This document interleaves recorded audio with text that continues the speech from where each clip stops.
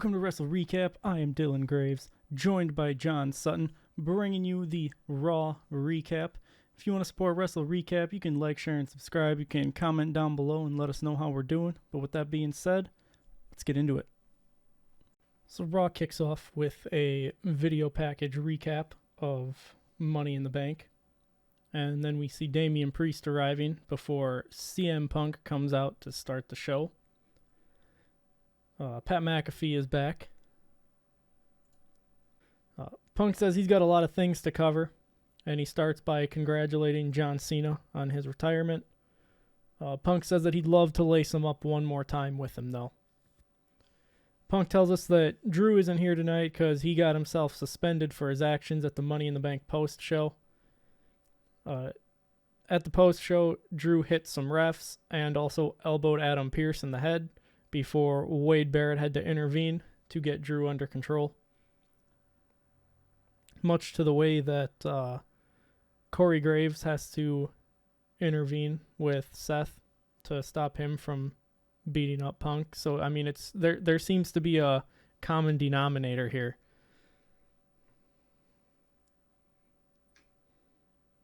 Is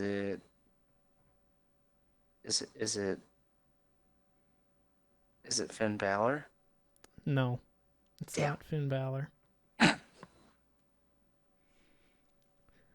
Punk says the ratings just took a dip because Drew was on TV, because they showed like the video of what happened. And he tells Drew that there are consequences for his actions, and that's why he keeps screwing him out of title wins. Punk says that he is the consequences.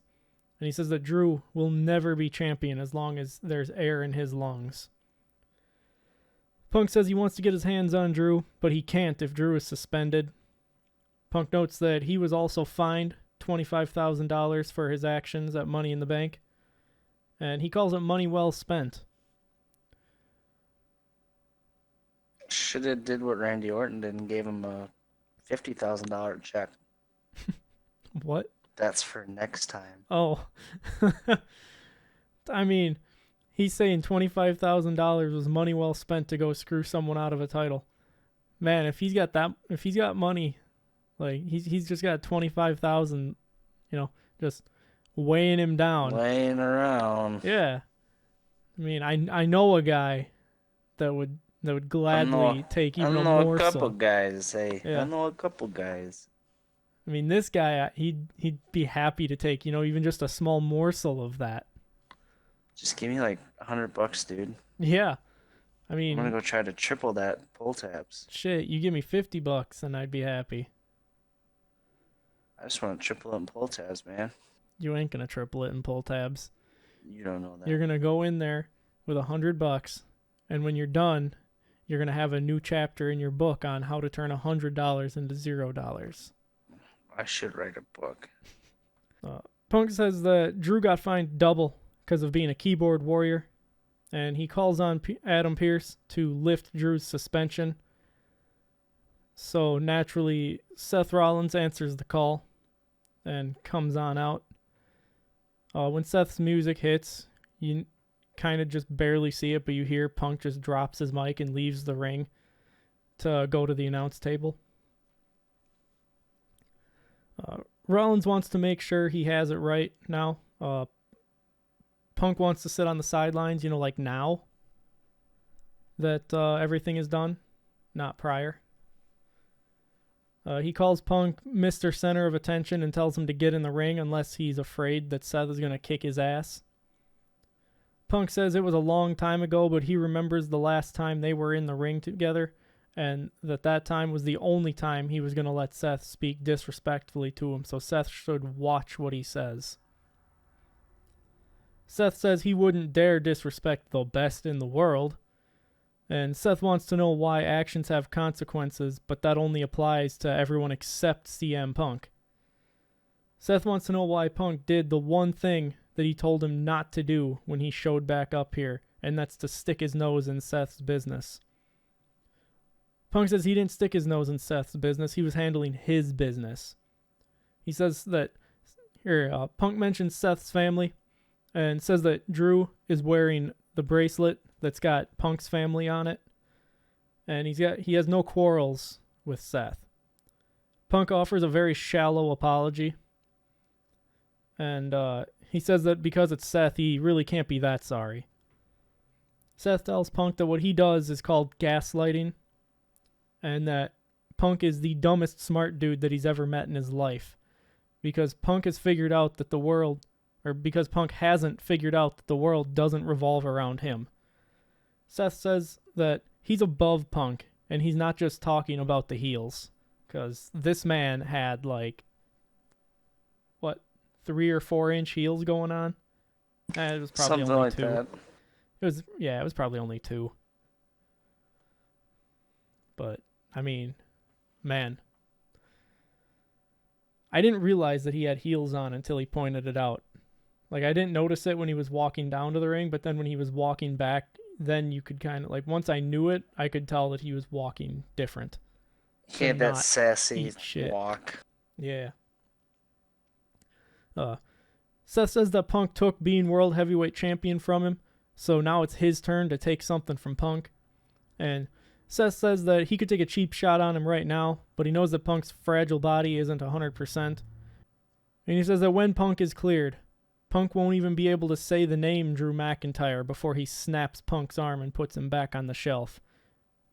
Actions have consequences.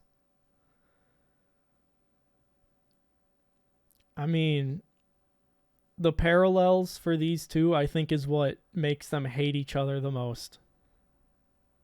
Yep. Because, they, don't like each other. It is a known thing that these two do not get along. It makes for a good rivalry. It does. But I really think that it's just because of the comparisons that people have made comparing Seth to CM Punk. So Seth has always had that chip on his shoulder that, I mean, I think he's better than Punk, and I'm a CM Punk fan despite his antics. So, but I'm also a Seth Rollins fan. They tell us that tonight's main event is Dom and Liv versus Ray and Zelina Vega. Also tonight, Awesome Truth and Braun Strowman take on the Judgment Day, which they can never decide if when they say the Judgment Day they're just automatically including Carlito like they did here, or later on when they announce them separately. Judgment Day and Carlito, and then it's just Judgment Day. Yeah. And JD McDonough. Adam Pearce is talking with Dom Mysterio, who apparently chews his gum like Pete Carroll. See that shit? Dude was just chomping. Him, Pete Carroll, and Triple H. Back in the day. Yeah, I can see that. Triple H was the originator, I think. I mean, Pete Carroll definitely dates Triple H by probably. But we've seen more Triple years. H. We've seen Triple H before we saw Pete Carroll. At least in our lifetimes. I mean, for us, maybe.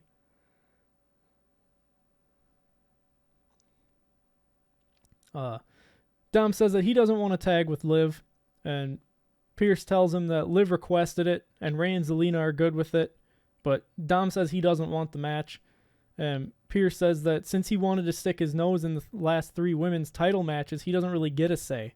He doesn't care if Dom is happy about it. Pierce leaves, and Liv Morgan walks up. Dom asks why she's doing this to him, and she says she's not doing it to him, she's doing it for him, because she felt bad about last week. Dom says that she better make sure they win, and Liv says that they should go talk strategy for their match.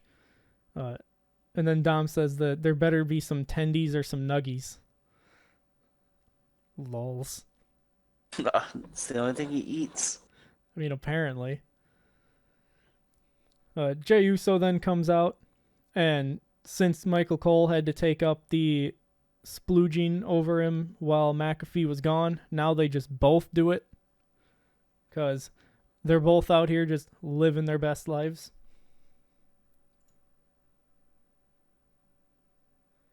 Just living up life, man. Just living up life. Just In the fast lane. In the fast lane. Just gotta keep living, man.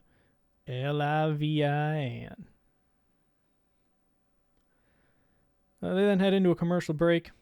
When they come back, we get a flashback to Drew taking Jay out with a ladder at Money in the Bank. And then it's time for Jey Uso versus Chad Gable. So I noted that I'm expecting some Wyatt 6 shenanigans. Gable gets a takedown, but Jay fights back until Chad takes him down again. They trade some hip toss attempts until Jay finally lands it and sends Gable out of the ring. Jay goes for an S-dive, but Gable catches him and hits him with a belly-to-belly suplex as we head to picture-in-a-picture. Gable maintains control through the picture-in-a-picture, and Jay starts to fight back, but Gable hits him with a unique-looking slam. I honestly don't remember. It's been a while since I watched this. Gable goes for the diving headbutt and pretty much misses for 2. Gable looks for Chaos Theory, but Jay counters it and sends him out of the ring before hitting him with an S-dive and rolling him back into the ring.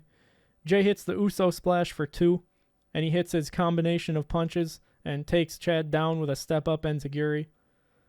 Jay hits a hip press in the corner and goes up top, but Gable knocks him down and locks in the ankle lock before the lights go out. Gable gets distracted by this, naturally, allowing Jay to hit the spear and pick up the win. Jay hits a quick yeet and then runs up the ramp to get out of there. Meanwhile, Gable remains just laying in the ring as the lights go out completely and the ring fills with smoke. Gable starts to come to, and we see Sister Abigail / Abby the Witch come out from under the ring. Gable leaves and runs up the ramp as well. And then Sister Abigail gives a box to Pat McAfee, who doesn't want to open it, but they've all been addressed to him. So Michael Cole makes him open it, and what do you know? It's another tape. Whoever could have guessed. Who could have guessed? Who? Not me. Who? Jackie Redmond congratulates Sheamus on 15 years in WWE and asks him, what's next? Sheamus says he's almost done it all, but 15 years is about how long it takes to understand the business. He says all the young Thundercats come in and think they can take shortcuts, but they can't because it takes years before you go out there and put on banger. And then Bronson Reed interrupts before he can keep going with that. It's also worth noting that Sheamus won the WWE Championship within his first 6 months of being on the roster. So, shortcuts, huh? Nothing but, right? Bronson Reed says that he doesn't know why we're talking about Sheamus' 15-year anniversary when it ended with him losing. Reed says they should be talking about him since he has a match tonight, and he's the future while Sheamus is stuck in the past. Sheamus calls Reed a crybaby and challenges Reed to a match. Reed says he'll fight Sheamus anytime, just not tonight. So it's not any time. But he wants Sheamus to witness what he's going to do to Sheamus' mate, Pete Dunne. And I noted that the Bruiserweight would mop the floor with Bronson Reed if they hadn't nerfed him to be in the Brawling Brutes. Like, NXT UK Pete Dunne would not struggle in the slightest to beat Bronson Reed. True that. He's a fighter. Following this, McAfee finally opens up the box, and it's another VHS tape, which we said already. But now it's time for the match. I noted that they call him Big Bronson Reed, but he's only 6 foot tall, so average height. So we all know what they really mean by big. Yeah. Oof. Yeah. We're told that Tyler Bate got injured in a tag match on NXT, so Pete Dunne is going to be rocking around by himself for a little bit. I noted that his new music is generic as fuck. And once the match gets underway, Bronson Reed lifts Dunne up But Don, what the fuck, man? I am just all over the place here. On one. Apparently. When the match gets underway, Reed lifts Dunn up, but Dunn locks in an armbar. Dunn sends Reed out of the ring and hits him with an S-dive, as well as a moonsault from the apron and a moonsault from the second turnbuckle to take us into the commercial break. Reed takes Dunn down with a clothesline and goes for the senton, but Dunn dodges it to take control. They remind us that Bronson Reed won the Andre the Giant Battle Royal, so they're also just reminding us that means absolutely nothing. Pete Dunne hits a running knee for 2. And Reed goes for Dunn in the corner, but Dunn lands some kicks and manages to buckle bomb, or Reed manages to buckle bomb Dunn and follow it up with a sit-out powerbomb for a near fall. Reed goes up top, but Dunn hits him with a step-up enziguri and goes up top with him. Reed pushes Dunn down, though, and hits the tsunami to win. Reed was pretty clunky in this match, is what I've got noted here. As I said, it's been a while since I've actually watched this. Yeah. Reed sets Dunn up for another tsunami in the post-match, but Sheamus makes the save. And I side noted, please do not reform the Brawling Brutes just because Tyler Bate is hurt. Like, we all got better things to do than watch the Brawling Brutes. Lose banger after banger. Yeah. Sheamus takes out Bronson Reed and hugs Dunn, but Dunn quickly shoves him away. So, whew.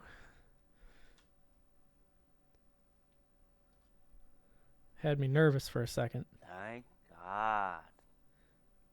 Sheamus tries to talk to him, but Dunn just dips. And then we see Sami Zayn walking backstage, and he comes across Braun, Miz, and Truth warming up for their match as we head into a commercial break. When we come back, we are backstage with the Judgment Day, still reading that as, like, at home with Baker Mayfield. Seth Rollins At home with Baker Mayfield. Yeah, you know the commercial. Seth comes up to talk to Damian Priest, and Seth tells Priest that it's better to be lucky than good. And Seth says that Saturday, Priest was very lucky, but also very good. And Priest kept his word that the Judgment Day wouldn't get involved. Seth says that since Priest kept his word, he's going to keep his, and he won't come for the title as long as Priest holds it. So for 3 more weeks. Seth tells Priest that if he wants to keep the title, he's going to have to be better at SummerSlam. And Seth starts to walk away, but Priest stops him. Priest says that he didn't keep his word, or that he did keep his word, and he knows Seth is going to keep his, but he, that being Priest, saying this about himself, still has a lot to prove, so the whole gentleman's agreement can be thrown out the window. Priest says that when he's done with Gunther, he'll go to war with Seth again. Seth's just got to name the place. So Seth grins and walks away, and then Priest answers his phone as we head back to ringside, seemingly talking to somebody. I'm sure that'll come up later. We then see that Zach Brown is in attendance tonight, and Sami Zayn comes out. Can I skip this, please?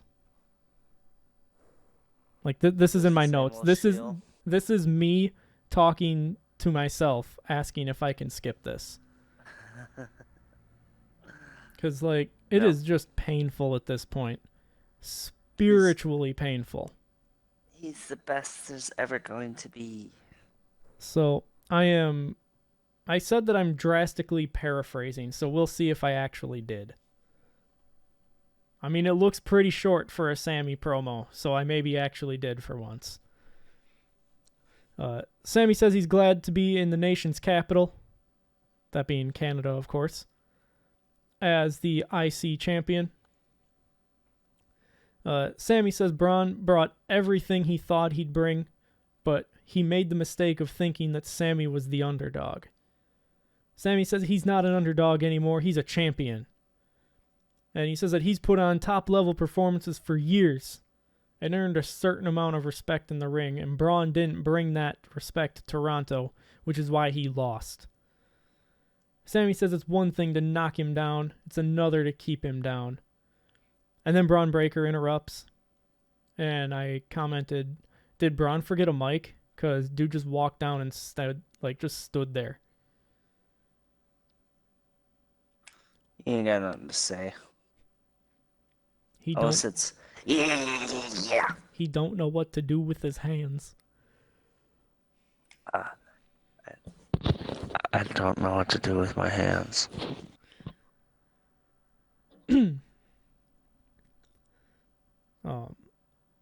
Sami asks what he's there for. A fight? A rematch? Sami asks if Braun is going to say anything or if he just came down there to stare at him. And I noted again, man ain't even got a mic. Sami shoves his mic into Braun's chest. And Braun seemingly messes up his lines because he kind of just repeats himself 3 times over, trying to say that he came out here to look at the only person to have beaten him in the eye. Braun didn't think it'd be Sami to be the one to beat him. And he says that he knows how this goes. There's no reason for him to get another title shot. And he then proceeds to spear Sami right out of his damn shoes. I have this in all caps, so it must have been insane. That will shut him up. Braun assaults Sami, forcing officials and producers to break it up. Braun hits Pierce with a look over there and takes off to hit Sami with a spear around the ring. Now, I do remember this because I saw it a second time on Facebook and I laughed just like I did the first time. Like, the quick and simple just point off in the distance to get him to look and then take off. Such a classic. Classic. Look over there. Yeah. What are those? Also in the mind of a 6-year-old for falling for that. Yeah. Uh-huh.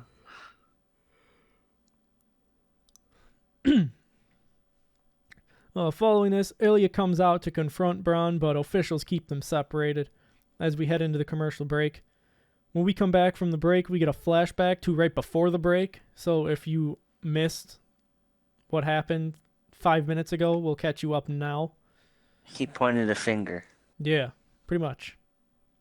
We then see that Sami's in the trainer's room, and Ilya's there and says that he wants Braun Breaker tonight. And he says that he wants Braun Breaker, and Pierce says that he has it tonight.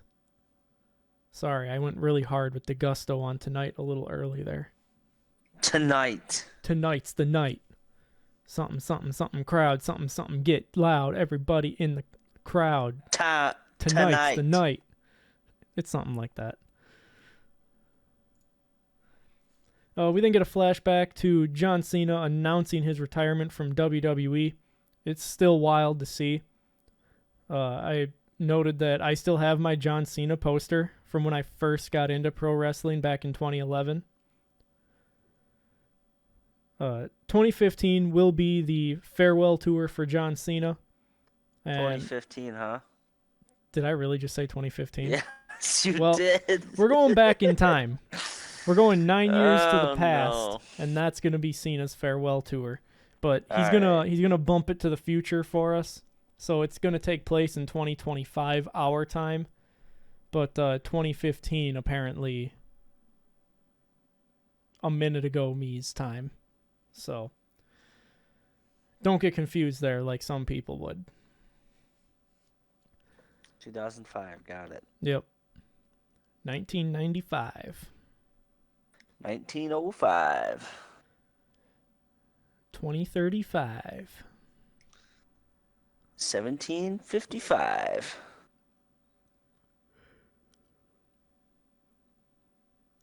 5 BC. 1775.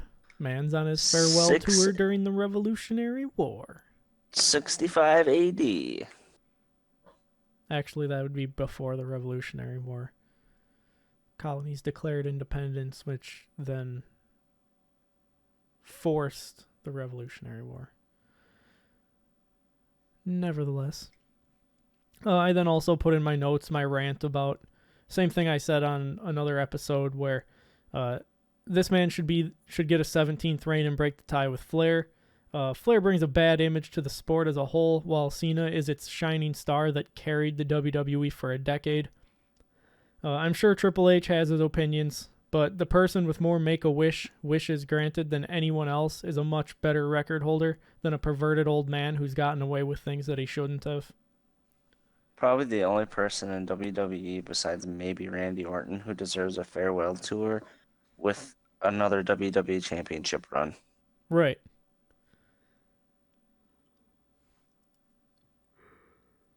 So Triple H, if you're listening, sorry, I can call him by his real name now. Nobody's listening at this point.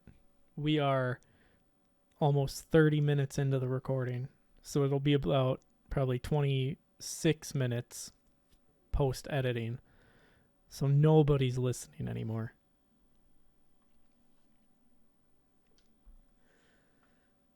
Listen up, Paul Levesque. You know what we want. The people want. You know what Blue Tista wants. Give him what he wants. Give me what I want.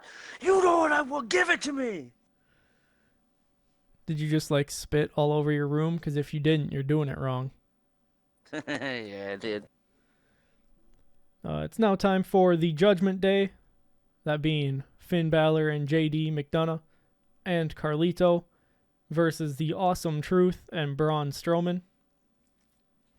I noted that Carlito is such a stooge with the Judgment Day.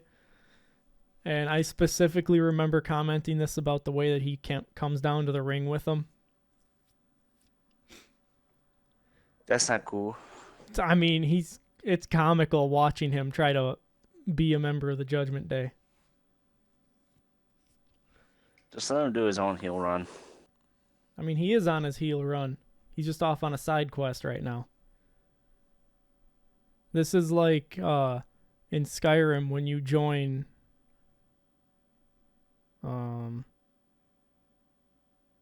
what are they called? The ones you meet right away. I can't remember, dude. But you know who I'm talking about though, right? Yes. Like the Norse. Yeah. Yeah, them people. It's a side quest that kind of works. What do you mean, them people? What do you mean, you people? I mean people of Nordic ancestry, or in this case, they're just modeled after Nordic people. That being people from like Norway, Sweden, that region of the world, Scandinavia. That is what I mean by those people, or them people, or you people. That's racist. It's not.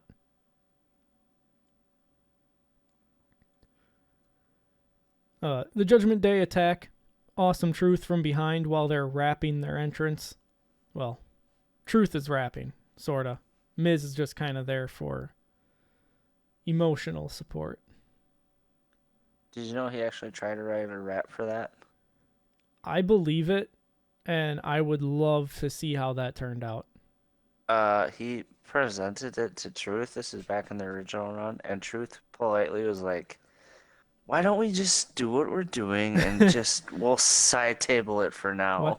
Why don't we just take your idea and push it over there? And he's like, I buried it. He's like, well, I didn't bury the idea, but it was my decision not to use it. That's funny. Strowman makes the save though, and he takes out Carlito. Miz and Truth hit Finn and JD with stereo attitude adjustments before Truth and Carlito start the match, and Truth hits the 5 moves of doom for a near fall, with Finn Balor making the save by dropping an elbow on Carlito because Truth dodged it. Heads up thinking by our Truth, something that he hasn't really been known for as of late. He's like, yeah, I'm not getting hit by that. The little wily fella. We then head to picture-in-a-picture, and the Judgment Day take control during the break. Miz and Finn both go for clotheslines, leading to a double down. JD tags in and stops Miz from getting tagging out though. JD knocks Truth off of the apron and antagonizes Braun. Miz tries to tag Braun in, but JD grabs his foot. Miz still manages to... Where I lost my spot. There we are. Miz still manages to get the tag, and JD immediately starts to cower. Braun takes out JD and Carlito before hitting Finn with a choke slam for 2, but JD and Carlito make the save. Braun takes them all down and gets ready for the Strowman Express, but Truth wants in on it. So Truth tags in, and he and Braun both hit the Strowman Express together, taking out Finn and Carlito, but not JD because he jumped into the Timekeeper's area to avoid it. Truth and Braun celebrate with Zach Brown before realizing that JD is still up. So Braun chases him out of the ring, or out of the arena. And Truth hypes up the crowd, saying, "What's up?" Miz tries telling Truth to turn around, but he doesn't. And when he finally does, he gets hit with a shotgun dropkick from Finn Balor, which sends him into the Miz, knocking the Miz off the apron. All around, just a A+ move by my boy Finn Balor. 2 birds, 1 stone kind of deal. Finn hits the coup de grace to pick up the win before Braun runs back into the ring to chase him away. It's just really nice to see Finn Balor doing something besides laying on his back for 3 seconds. He's got titles now, so he won't be on his back as much anymore. I know, it's nice. We love that. He needs to have a world title, though. He could get one yet. I was expecting you to inform me that it's the World Tag Team title that he's got. It's the World Tag Team title. There it is. Doesn't count. Yeah, it is. It's a world title. No. It's got world and title. I don't care. And championship. Mark Henry goes by the world's strongest man, but he hasn't been the world's strongest man since like 2005. Yeah. But he once was the world's strongest man. Yeah, but he's not no more. He probably could if he put his mind to it. I don't know, man. I would bet that his body probably couldn't hold up to... No, he's so old now. He couldn't even get to half what he was. Yeah. Don't get me wrong. He's most definitely still stronger than me, and probably will still be stronger than me when he's 70. He's stronger than me after he dies. What are you talking about? Man, just going to be bench pressing the casket. From inside the casket? Yeah, how's that going to work? So, like, he's in the casket and he's reaching out and lifting it up while he's in it. He just turns around and does push-ups for added weight with the casket.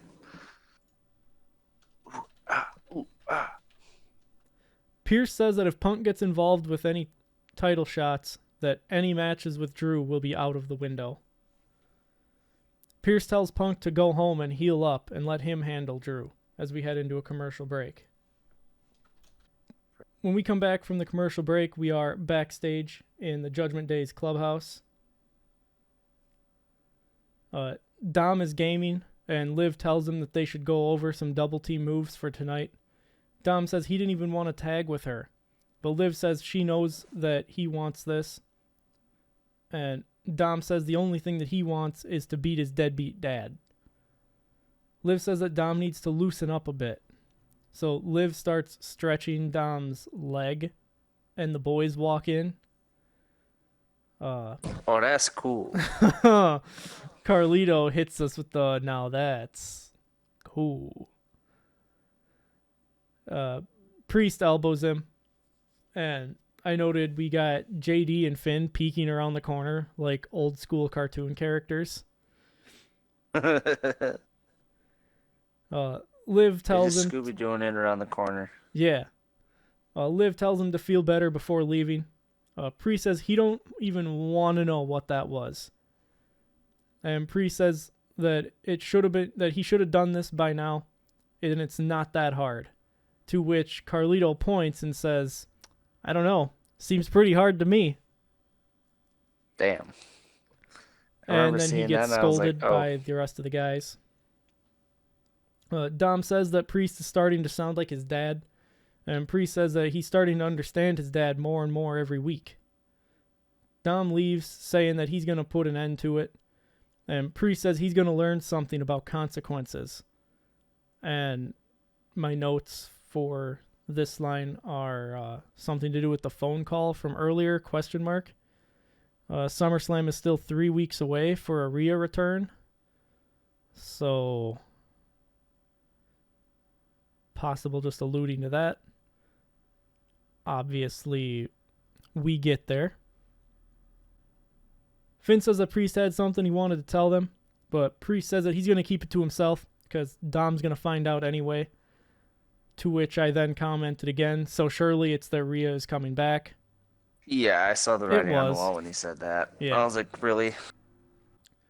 This week's VHS tape brought to you by the Wyatt Six.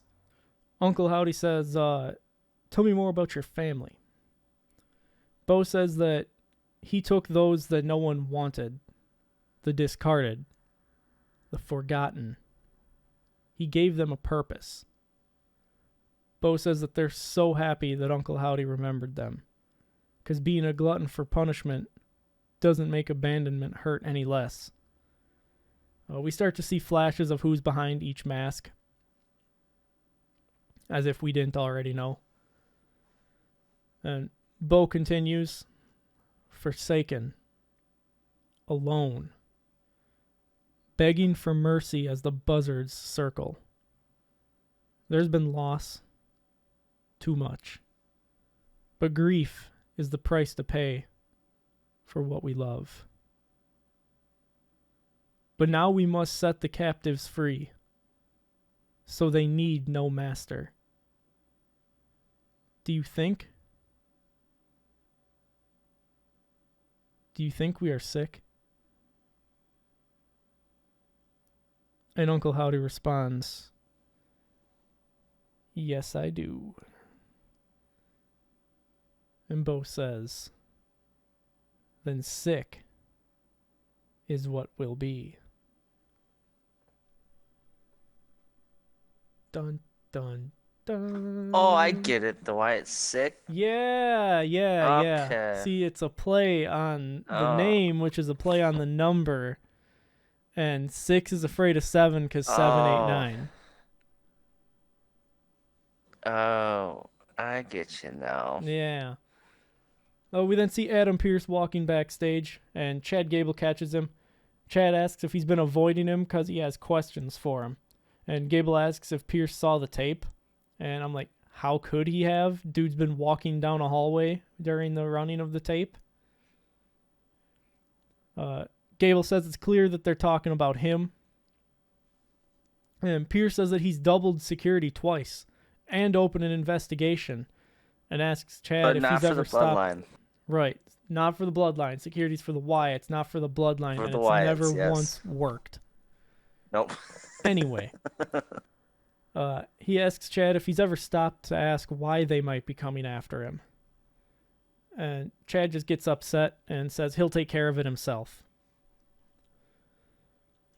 Pearce opens the door to his office to find Bo Dallas sitting in there. Dun, dun, dun. They're appearing. And Ilya Dragunov comes out for his match with Braun Breaker as we head into the commercial break. I noted that they have Joe Hendry at the end of the commercial for NXT. So he's getting a more prominent role in NXT the way it seems. And that's awesome. I believe. Do you? Do you really? Actually, I believe. Get out.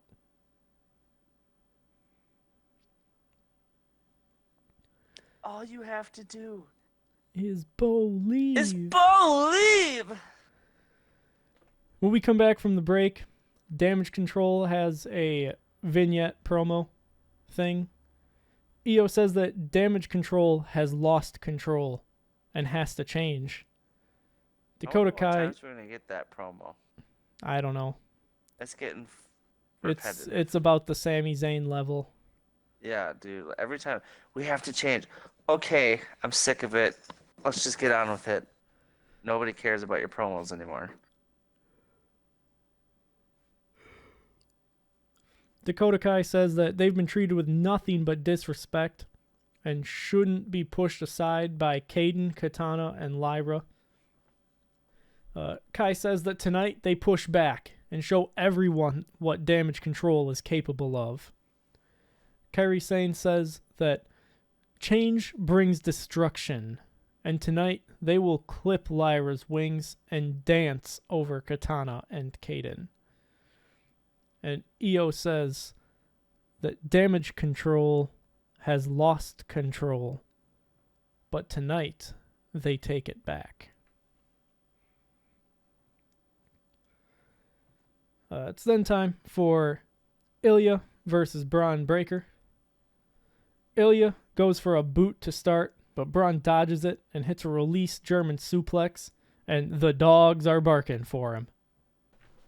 Braun lifts Ilya up, but Ilya does his best Tama Tonga impression and escapes it before hitting Braun with a German suplex, but he doesn't release. Ilya goes for the Constantine special, but Braun starts running the ropes and just levels Ilya. Braun hits the Gorilla Press Power Slam for 2 before kicking Ilya out of the ring as we head into a commercial break. When we come back from the break, Ilya is fighting back, but Braun hits a spine buster for 2. They trade strikes and blows, and Ilya comes out on top. Ilya goes up top, but Braun goes up too, and Ilya slides down and hits Braun with a power bomb, followed by the senton for 2. Ilya sets up for the running H-bomb, but Braun catches him with a knee and follows it with a Gorilla Press gut buster for a near fall. Braun rams Ilya into the corner, but Ilya fights back while on the top turnbuckle. Braun goes for a Frankensteiner, but Ilya stops it and slaps Braun. Ilya goes for the coast to coast, but Braun dodges and clotheslines Ilya out of the ring. Braun goes for the spear around the ring, but Ilya catches him with a boot. And Ilya goes for a torpedo Moscow on the outside, but Braun just throws a chair at him to get DQ'd. Following this, Braun rolls Ilya back into the ring and continues the assault before Sami Zayn, with officials behind him, comes down to make the save, clotheslining Braun out of the ring.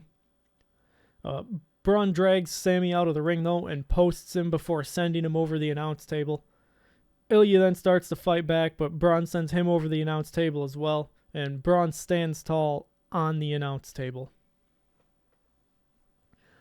We then get a promo vignette from Damian Priest, and Priest invites Gunther to show up next week on Raw.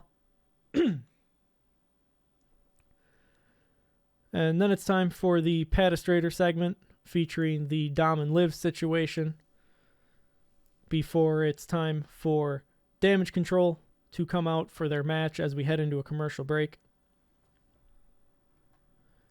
When we come back from the break, we get a flashback to Xavier Woods versus Karrion Kross last week, and we're told that Kofi has an AC joint sprain and will be out for a few weeks. So Karrion Kross cuts a promo on the New Day. I'm going to be honest, I did not pay attention to anything that he said. I have no notes on this. Because they're terrible. We then get a flashback to the women's Money in the Bank match ahead of the Damage Control versus Lyra Valkyria and Kaden Carter and Katana Chance match. A brawl breaks out as the bell rings, and Carter and Chance hit some fast-paced double-team moves for 2. Chance hits a double knees in the corner, much akin to Poetry in Motion by the Hardy Boys. Lyra, Kaden, and Katana all take out Damage Control as we head to Picture in a Picture. Damage Control takes control during Picture in a Picture, and Lyra gets the hot tag and takes the fight to Io. Lyra hits a gut wrench sit-out powerbomb for 2, and then Io tags Kairi in, and Sane takes Lyra down with a hard back fist. Sane and Dakota Kai go for a double team suplex on Lyra, but Caden pulls Lyra down, and both teams stack up for a triple team suplex maneuver. Damage Control makes the first attempt, but Lyra, Caden, and Katana block it and manage to hit the suplex. Lyra hits a fisherman suplex on Kai, and then Caden and Katana hit the keg stand for a 1 count before Io breaks the pin. Lyra takes Io out with a spinning heel kick, and Sane takes out Lyra with a diving forearm. Caden Carter then takes out Kairi Sane with a super kick, and Sane sends Caden Carter towards the ropes, allowing Dakota Kai to pull the ropes down, causing Caden Carter to fall out of the ring. On the outside, Dakota Kai posts Carter. And then Io Sky boosts Kairi, kind of, over the top rope to take out Lyra and Katana Chance. King Coda hits her draping stomp on Carter, and Io hits the over the moonsault for them to pick up the win. The match did not serve any real purpose other than there's a feud between them, and we've got a new trio to debut here. Because in the post-match, Shayna Baszler, Zoe Stark, and Sonya Deville attack Damage Control. Yes, the lesbians.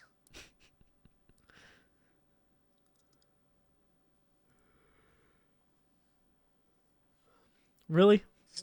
Stamp it. Really? Bro. I noted that Baszler taking out Dakota Kai with an elbow stomp is kind of like a wink wink, nudge nudge, because it's been reported that they're an item. Damn. Didn't Yeah. even know that till you just said it. The only person I know who's actually one is Sonya Deville. And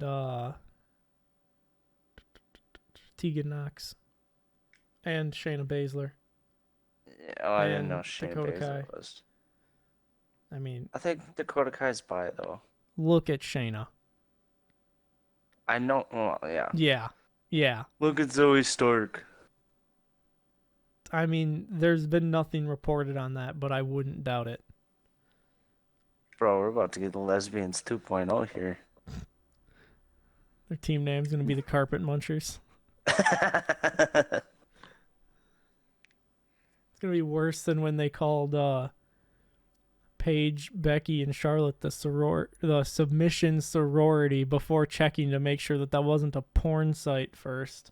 WWE single-handedly giving this website the highest traffic it had ever seen.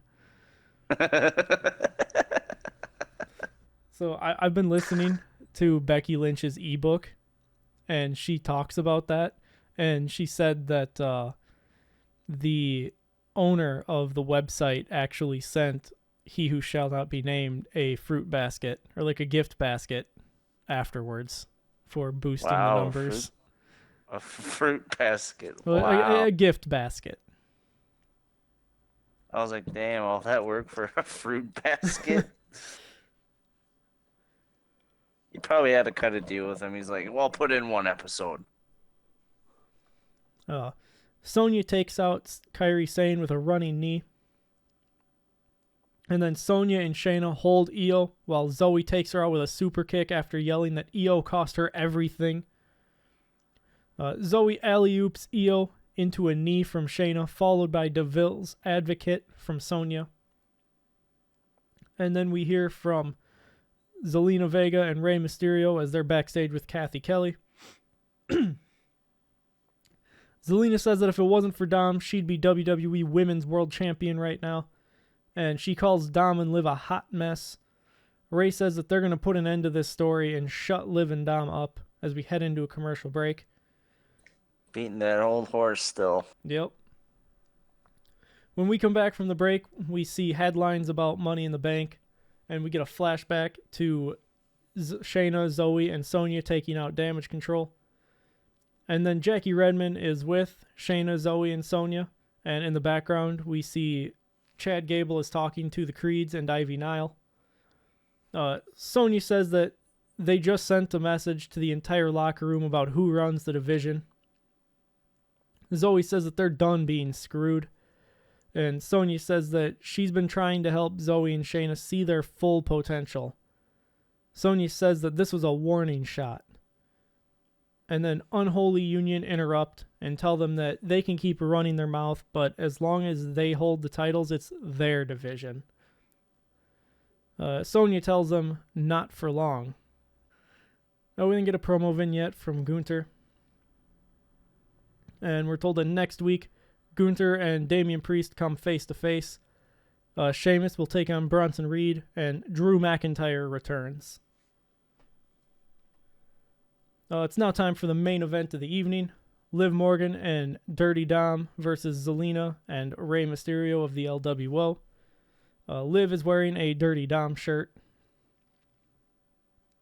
And Michael Cole says that with all the stretching that was going on earlier, that it's only appropriate that they're at the Nutter Center next week. That's not PG. McAfee adds that Dom was doing the alphabet backwards so that he wasn't at the Nutter Center tonight. Damn. And then Pat McAfee starts doing the alphabet backwards. What a gem. What a gem. The women start the match, and Vega mouths off to Dom, which Liv does not like. Vega makes a quick pin attempt for 2, and Liv quickly tags out. Dom takes the fight to Rey, but Rey dodges a corner splash and goes for the corner-mounted punches. Dom escapes, though, and pulls Rey down, face first off the turnbuckle. Rey tags Zelina in, and they hit a double team, wheelbarrow into a Hurricane Rana to take out Dom. Liv goes after Zelina, but Vega hits corner-mounted punches followed by a face buster and sets up for a hip press, but Dom steps in the way. Rey trips Dom, and his face lands right in Liv's area. Jealous. Somewhere. What? Liv's loving it, and Zelina is looking like she walked in on something she shouldn't have. But Dom quickly rolls out of the ring, and Liv says it's okay, she's not mad. Zelina goes for a Meteora, and Liv pushes Dom out of the way and takes it. Rey takes out Dom with a seated senton, and I just commented, imagine going from Liv in your face to your dad in your face. Brother, ugh. What kind of nightmare is this?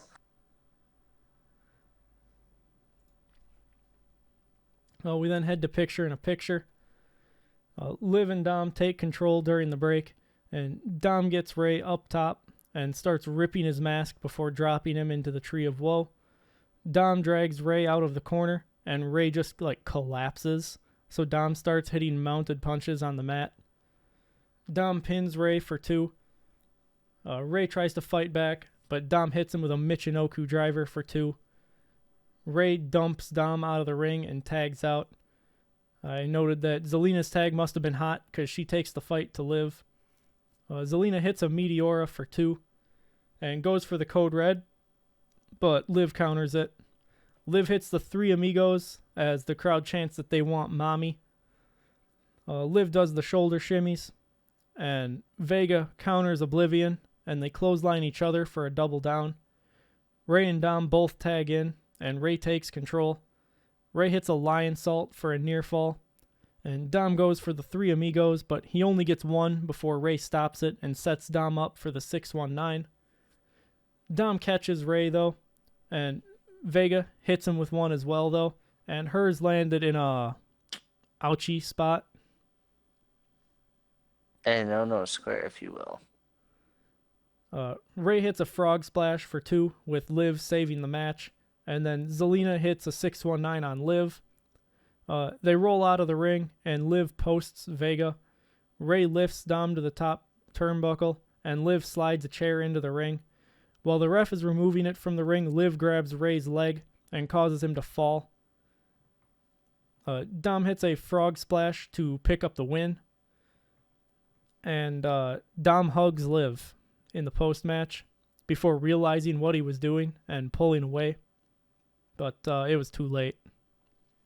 Because Liv jumps on Dom and wraps her arms and legs around him, and they drop down in a questionable position. A quite precarious predicament. Yes. Dom leans in like he's about to kiss her, and then Rhea Ripley makes her return on Monday Night Raw. What?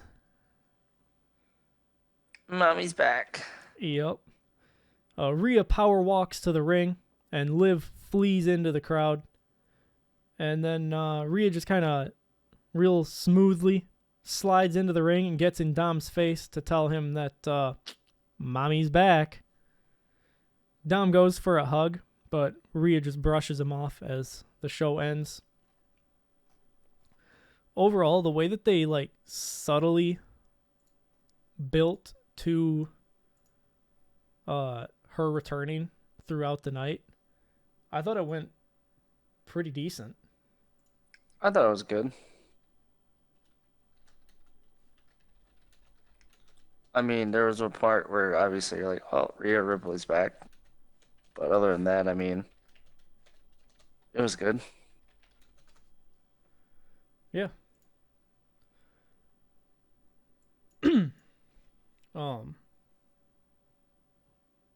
Looking ahead to next week, it'll be interesting to see. Are we gonna get Eddie Guerrero in China